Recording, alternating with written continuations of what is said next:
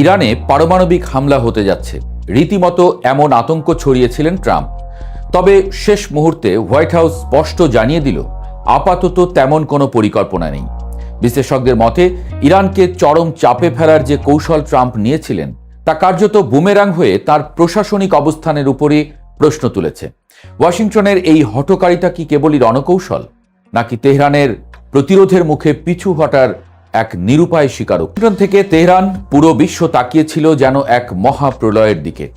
Donald Trump তার স্বভাবজাত ভঙ্গিতে ঘোষণা করেছিলেন যে ৪৭ বছরের শোষণ ও সংঘাতের অবসান ঘটাতে তিনি এমন পদক্ষেপ নেবেন যা ইতিহাস মনে রাখবে।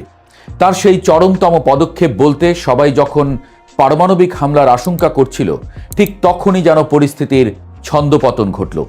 খোদ হোয়াইট হাউসের পক্ষ থেকে যখন স্পষ্ট করা হলো যে ইরানে কোনো পারমাণবিক হামলার পরিকল্পনা তাদের নেই, তখন ট্রাম্পের সেই বিশাল হুঙ্কার কেবল মনস্তাত্ত্বিক যুদ্ধের এক ব্যর্থ অস্ত্র হিসেবেই পর্যবসিত হল। সমর বিশেষজ্ঞরা বলছেন, ইরানকে ভয় দেখিয়ে দ্রুত কোনো সমঝোতায় বাধ্য করার যে কৌশল ট্রাম্প নিয়েছিলেন তা হিতে বিপরীত হয়েছে। কারণ তেহরান এই হুমকিতে এক বিন্দুও বিচলিত না হয়ে উল্টো তাদের সামরিক সক্ষমতার পূর্ণ প্রদর্শনী শুরু করেছে। শেষ পর্যন্ত পারমাণবিক হামলার মতো স্পর্শকাতর কার্ডটি তুলেও সেটি ব্যবহার করতে না পারায় আন্তর্জাতিক মহলে ট্রাম্পের যে ইমেজ সংকট তৈরি হয়েছে তা কাটিয়ে ওঠা এখন মার্কিন প্রশাসনের জন্য এক বড় চ্যালেঞ্জ।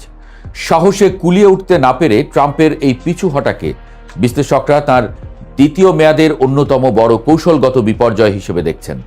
ট্রাম্পের ম্যাক্সিমাম প্রেশার এখন তার নিজের উপরই ম্যাক্সিমাম এম্বারাসমেন্ট হয়ে ফিরে এসেছে। তবে ইরানে হামলার তীব্রতা বাড়িয়েছে তারা। এদিকে হুমকির পরও রণক্ষেত্রে ইরানের পাল্টা আঘাত থেমে নেই। ইরানের নিক্ষিপ্ত নিখুঁত লক্ষ্যভেদী ক্ষেপণাস্ত্রগুলো ইসরায়েলের আকাশ প্রতিরক্ষা ব্যবস্থাকে ফাঁকি দিয়ে আঘাত এনেছে। ইসরায়েলের মধ্যাঞ্চলে জনবহুল এলাকায় ক্ষেপণাস্ত্রের আঘাতে একাধিক বহুতল ভবন ধসে পড়েছে। এই ধ্বংসযজ্ঞ ইসরায়েলি নাগরিকদের মধ্যে যে চরম ভীতি আর নিরাপত্তাহীনতা তৈরি করেছে তা নেতানিয়াহু সরকারের জন্য বড় ধরনের অস্তিত্বের সংকট তৈরি করেছে। ইসরায়েল জুড়ে এখন সাইরেনের শব্দ আর বিস্ফোরণের প্রতিধ্বনি নিত্যদিনের ঘটনা। ইরানের এই বিধ্বংসী আক্রমণের ধরন দেখে বোঝা যাচ্ছে যে তারা কেবল শক্তির প্রদর্শন করছে না, তারা এখন ইসরায়েলের যে কোনো গুরুত্বপূর্ণ পয়েন্টে আঘাত হানার সক্ষমতা অর্জন করেছে। আয়রন ডোম বা ডেভিড স্লিংয়ের মতো ব্যয়বহুল প্রতিরক্ষা ব্যবস্থাগুলো যখন ঝাঁকে ঝাঁকে আসা সস্তা কিন্তু কার্যকর ড্রোন আর হাইপারসনিক মিসাইল আটকাতে হিমশিম খাচ্ছে, তখন তেল আবিবের সামরিক শ্রেষ্ঠত্ব নিয়ে প্রশ্ন উঠছে। একদিকে যখন ট্রাম্পের হুমকি স্তিমিত হয়ে আসছে, অন্যদিকে ইসরায়েলের ভেতরে ক্ষয়ক্ষতির পরিমাণ বাড়ছে। এই বাস্তব চিত্রই প্রমাণ করে যে মধ্যপ্রাচ্যের শক্তির ভারসাম্য এখন এক নতুন ও জটিল মোড় নিয়েছে। কূটনীতিক টেবিলে যখন পাকিস্তান বা কাতারের মতো মধ্যস্থতাকারীরা একটি সামরিক যুদ্ধবিরতির মাধ্যমে পরিস্থিতি শান্ত করার আপ্রাণ চেষ্টা চালাচ্ছেন, তখন ইরান তাদের অনমনীয় ও মারমুখী অবস্থান পুনর্ব্যক্ত করেছে। বিশ্বের অন্যতম গুরুত্বপূর্ণ নৌপথ হরমুজ প্রণালী নিয়ে তেহরান যে অনড় অবস্থানে রয়েছে তা পুরো বিশ্ব অর্থনীতিকে স্থবির করে দিচ্ছে। ইরান সাফ জানিয়ে দিয়েছে যে কেবল একটি সামরিক যুদ্ধবিরতি বা ৪৫ দিনের কোনো ছোট চুক্তির বিনিময়ে তারা হরমুজ প্রণালীর নিয়ন্ত্রণ ছেড়ে দেবে না। এই প্রণালী দিয়ে প্রতিদিন বিশ্বের তেলের বিশাল একটি অংশ পরিবাহিত হয়, যার চলাচল বর্তমানে প্রায় ৯৪% কমে গেছে। ফলে আন্তর্জাতিক বাজারে তেলের দাম ইতোমধ্যেই রেকর্ড ছাড়িয়েছে। ইরান স্পষ্ট করে দিয়েছে, ফিলিস্তিন এবং লেবানন ইস্যুতে স্থায়ী সমাধান এবং ইরানের জ্বালানি খাতের উপর থেকে সব অবরোধ প্রত্যাহার না হওয়া পর্যন্ত এই গেট খুলবে না। ট্রাম্পের ওয়েল পলিটিক্স এখানে মুখ থুবড়ে পড়েছে। ওয়াশিংটন ভেবেছিল তেলক্ষেত্র দখলের হুমকি দিলে ইরান নতি স্বীকার করবে, কিন্তু বাস্তবে দেখা যাচ্ছে জ্বালানির বাজার এখন সম্পূর্ণ তেহরানের নিয়ন্ত্রণে। তেল এখন কেবল সম্পদ নয়, ইরানের জন্য একটি পরমাণু বোমার চেয়েও শক্তিশালী অস্ত্র হয়ে দাঁড়িয়েছে। স্থলভাগের সংঘাত এখন সরাসরি ইরানের সাধারণ যোগাযোগ ব্যবস্থা এবং রেললাইনের উপর গিয়ে পড়েছে। ইসরায়েলি বাহিনী গতকাল ইরানের কাশান শহরের একটি গুরুত্বপূর্ণ রেল সেতুতে হামলা চালিয়েছে। এর আগে ইসরায়েলের প্রতিরক্ষা বাহিনী ফার্সি ভাষায় এক বিশেষ সতর্কবার্তা জারি করে ইরানি নাগরিকদের 12 ঘন্টা ট্রেন এবং রেল লাইন থেকে দূরে থাকার নির্দেশ দিয়েছিল। তারা রেল লাইন, সেতু এবং বিদ্যুৎ কেন্দ্রের মতো গুরুত্বপূর্ণ স্থাপনাগুলোতে আঘাত হেনে ইরানকে অভ্যন্তরীণভাবে অচল করে দিতে চাইছে। কিন্তু এর চেয়েও রহস্যময় ঘটনা হলো সমৃদ্ধ ইউরেনিয়াম চুরির ষড়যন্ত্রের অভিযোগ। ইরান দাবি করেছে যে মার্কিন বাহিনী একটি মানবিক ক্রু উদ্ধারের নাটক সাজিয়ে তেহরানের গোপনীয় স্থাপনা থেকে সমৃদ্ধ ইউরেনিয়াম হাতিয়ে নেওয়ার চেষ্টা করেছিল। যদিও পেন্টাগন এই দাবিকে হাস্যকর বলেছে, কিন্তু বিশ্লেষকরা বলছেন সরাসরি যুদ্ধে সুবিধা করতে না পেরে যুক্তরাষ্ট্র হয়তো এখন অন্তর্ঘাতমূলক বা কমান্ডো স্টাইলে চুরির পথ বেছে নিতে পারে। এই শ্যাডো ওয়ার বা ছায়াযুদ্ধ প্রমাণ করে যে সম্মুখ সমরে ইরানকে হারানো কতটা দুরূহ হয়ে পড়েছে। তেহরানের পাল্টা দাবি, তাদের কাউন্টার ইন্টেলিজেন্স এই চুরির প্রচেষ্টা নস্যাৎ করে দিয়ে ওয়াশিংটনকে বিশ্বমঞ্চে লজ্জিত করেছে। আন্তর্জাতিক অঙ্গনেও ট্রাম্প ও ইসরায়েলের এই আগ্রাসী নীতির বিরুদ্ধে এখন বড় ধরনের ফাটল দেখা যাচ্ছে। ইউরোপীয় কাউন্সিল প্রেসিডেন্ট স্পষ্ট ভাষায় জানিয়েছেন, ইরানের বেসামরিক এবং জ্বালানি অবকাঠামোতে হামলা চালানো আন্তর্জাতিক আইনের চোখে অবৈধ ও অগ্রহণযোগ্য। ইউরোপের এই কড়া অবস্থান ট্রাম্প প্রশাসনের জন্য এক বড় কূটনৈতিক পরাজয়।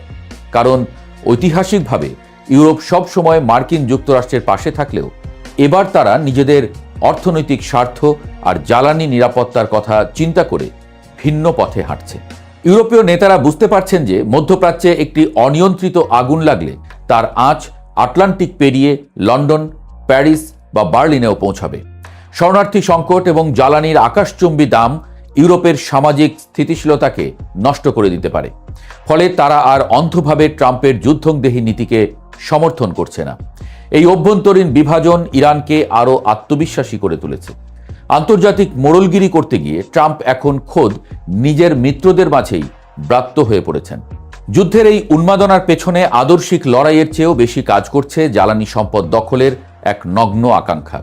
ট্রাম্প প্রকাশ্যে ইরানের তেল ক্ষেত্রগুলো দখলের যে মনোবাসনা প্রকাশ করেছেন তা আন্তর্জাতিক মহলে তীব্র সমালোচনার জন্ম দিয়েছে।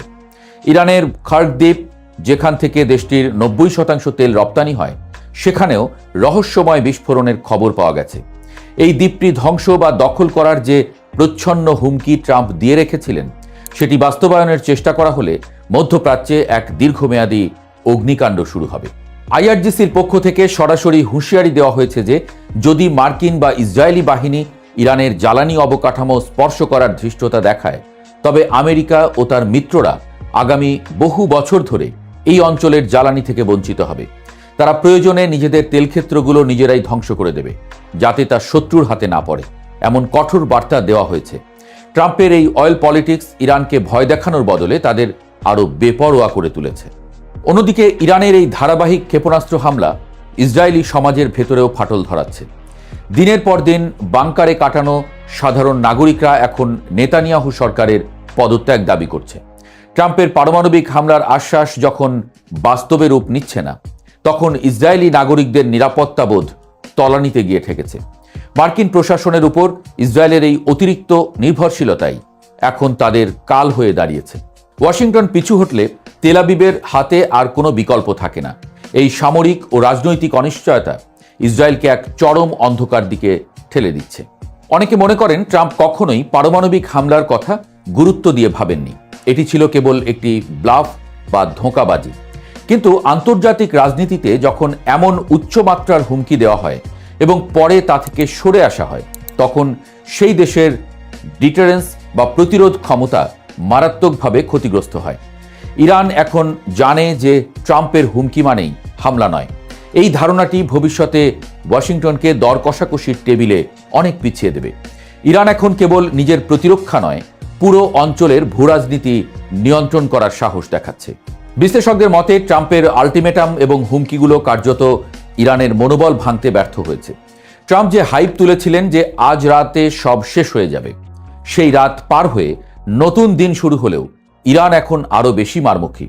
সাহসে কুলোতে না পেরে ট্রাম্পের এই যে থেমে যাওয়া, তা মধ্যপ্রাচ্যের ইতিহাসে এক বড় টার্নিং পয়েন্ট হতে পারে। একটি বিষয় পরিষ্কার, হুমকি ধামকি দিয়ে ইরানকে দমানোর দিন অনেক আগেই শেষ হয়ে গেছে। এখন প্রশ্ন হলো, ট্রাম্প কি তার এই মান সম্মান বাঁচানোর জন্য নতুন কোনো আত্মঘাতী সিদ্ধান্ত নেবেন, নাকি ইরানের শর্ত মেনে নিয়ে আলোচনার টেবিলে বসবেন। ইরান আজ মাথা নত করতে অস্বীকার করে দাবার বোর্ডে এমন চাল দিচ্ছে যেখানে ট্রাম্প নিজেই কিস্তিমাত হওয়ার ঝুঁকিতে পড়ে গেছেন। এই সংঘাতের পরিণতি যাই হোক না কেন, ট্রাম্পের এই পিছু হটা বিশ্বমঞ্চে আমেরিকার সুপার পাওয়ার ইমেজে এক বড় ক্ষত তৈরি করেছে, যা সহজে নিরাময় হওয়ার নয়।